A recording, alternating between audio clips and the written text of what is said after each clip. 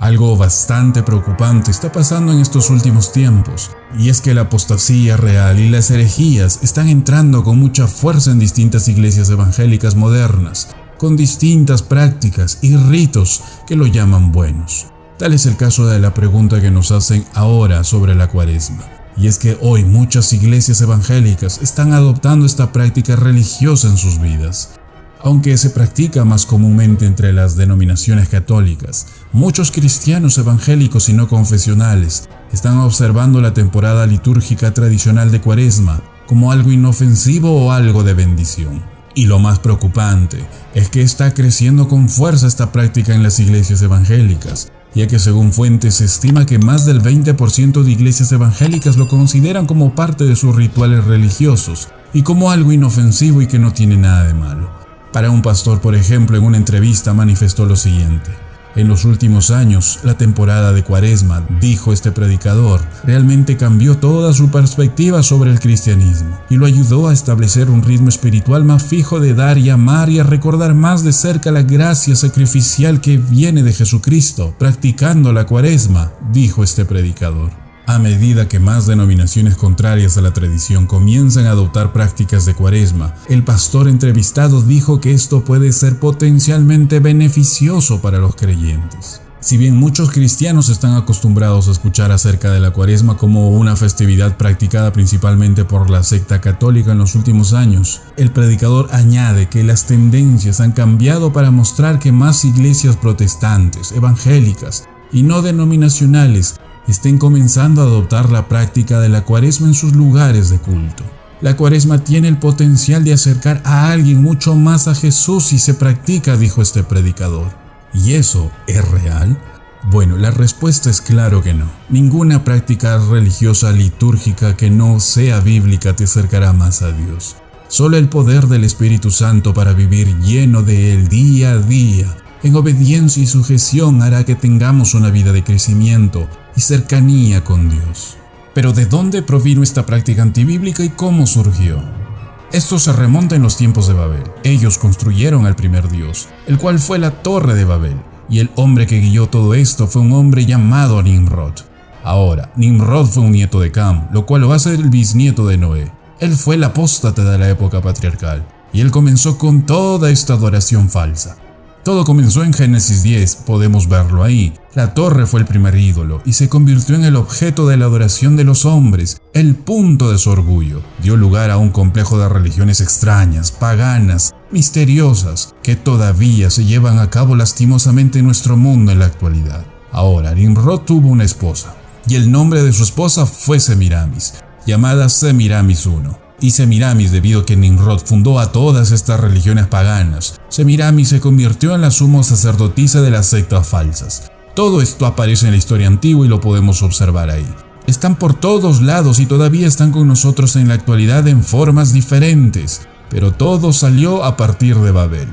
Babel entonces se convirtió en la fuente de toda religión falsa. Esa es la razón por la que cuando la religión falsa llegue a su cúspide de nuevo en los tiempos finales, la Biblia la llama la Babilonia, otra vez en Apocalipsis capítulo 17 y en Apocalipsis 18. Entonces, cuando Babilonia fue destruida, esto es lo que sucedió. Dios entró y dispersó a todos. Bueno, cuando Él dispersó a todo el mundo se llevó su religión falsa junto con ellos y se fueron por todo el mundo al mismo tiempo. Y todo adoptó diferentes nombres en diferentes países, pero todo fue lo mismo. Todo fue esta adoración a Semiramis. Y se quedó en Roma hasta que finalmente, cuando el cristianismo llegó a Roma, el cristianismo se convirtió en lo que el catolicismo es en la actualidad, una combinación de religión babilónica pagana y el Nuevo Testamento. Y todo esto está mezclado hoy en día. Y todo esto está entrando en la iglesia evangélica hoy en día. Esta Semiramis llegó a ser conocida en Asiria y en Nínive como Ishtar, y todo esto debido a idiomas diferentes. En Fenicia, por ejemplo, ella fue llamada Astarte. En Egipto fue nombrada Isis, en Grecia Afrodita y en Roma ella fue llamada Venus. Todo fue la misma sumo sacerdotisa de las religiones babilónicas falsas. Ahora Semiramis dio a luz según esta religión antigua, esto es lo que ellos decían. Semiramis dio a luz a un hijo según la tradición de esta religión. Su nombre fue Tamuz y ella dijo que había nacido debido a un rayo de luz del sol. En otras palabras, ella quedó embarazada por un rayo del sol. De esta manera Tammuz nació virginalmente y es una virgen perpetua. Ahora, cuando él creció, él fue atacado por un jabalí salvaje que lo mató. Entonces Semiramis estuvo en duelo durante 40 días. Y durante 40 días ella lloró, ella oró y se negó a sí misma. Y en el día número 40, él resucitó milagrosamente de los muertos. Por eso ahora podemos entender de dónde vino la Cuaresma. La Cuaresma nunca ha tenido conexión alguna con la Biblia. La Cuaresma viene de la práctica pagana de 40 días de duelo y de abnegación por la resurrección de Tammuz, el hijo de Semiramis, y no tiene conexión en absoluto con Jesucristo o el Nuevo Testamento. Esa es la razón por la que no creemos en la Cuaresma. Ahora, en esa historia falsa tenemos la base de las religiones por todos lados. En Fenicia, por ejemplo, Tammuz fue llamado Baal, en Egipto fue llamado Osiris, en Efesos, Eros, y en Roma fue llamado Cupido. Todo es lo mismo. Es la misma adoración de madre e hijo que se ha llevado a cabo a lo largo y ancho de los sistemas de religiones en Génesis 10. Y lo que es extraño es que lo que sucedió cuando Dios trajo la realidad en María y Jesús, todo el sistema pagano se enredó. Y ahora tenemos lo que conocemos como humanismo en la actualidad. Esta es la falsificación de Satanás, y esto lo tiene planeado directamente para su retorno. Si vemos en la adoración de Semiramis, se hacían varias cosas interesantes. Por ejemplo, ella fue llamada la reina de los cielos. Ella era adorada por la ofrenda de una hostia. No solo eso, siempre hubo 40 días de Cuaresma y oraciones por Tammuz antes de la fiesta de la celebración de su resurrección, lo cual es un paralelo de la Cuaresma en la actualidad.